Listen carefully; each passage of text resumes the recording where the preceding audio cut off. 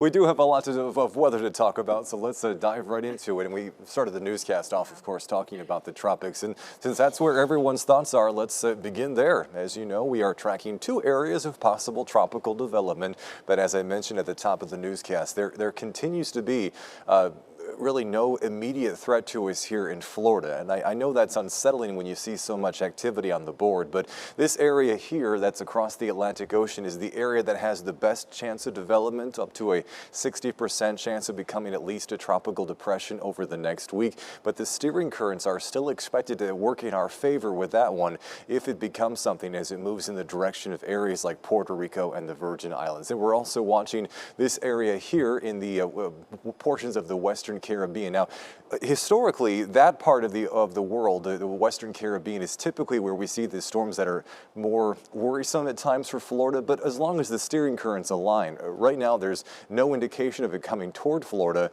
but instead rather moving toward areas like Central America. So with this area that's marked as an invest area, right this moment it's about 2,700 miles away from areas like Cape Coral. And because it is an invest area, we get these tropical weather specific forecast models, sometimes referred to as the spaghetti plots. So each of these lines shows you where a different forecast model thinks the center of a developing system may go. Notice how as they continue to move toward the west through the first part of the weekend into early next week, there's even more indications now as compared to yesterday that it would dive more in the direction of the south. How come?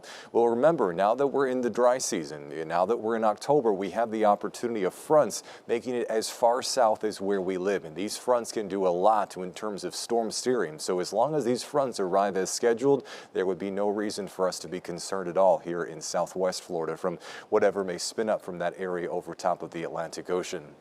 This area here in the Caribbean, obviously there's a lot of showers and thunderstorms that are blossoming with it, but again, the forecast models are not suggesting it moves toward Florida, instead showing that whatever spins up would move more in the direction of Central America. We will, of course, keep watching them very closely. If anything changes, we'll let you know, but right now, again, there continues to be no reason for us to be concerned about any kind of imminent threats from the tropics. Instead, it's these cold fronts that can sometimes help to keep storm systems away from us. That's the highlight of the 7-day forecast.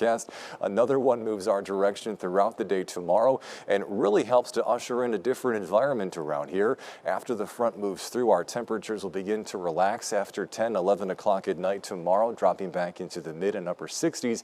And then look at this for early Thursday. Holy smokes, we're down into the low 60s in areas like Fort Myers and Cape Coral. So for a few nights here, we're actually going to be a little chilly, you know, for Florida standards, dropping down into the low 60s early on Thursday, mid 60s on Friday, and then afternoon highs will actually struggle to break out of the low 80s on Thursday and Friday. So when you think of all the terrible weather we've been through over the last few weeks, make sure you take the time to enjoy this 7-day forecast because there's really no opportunities for any kind of severe weather through at least early next week. Back to you.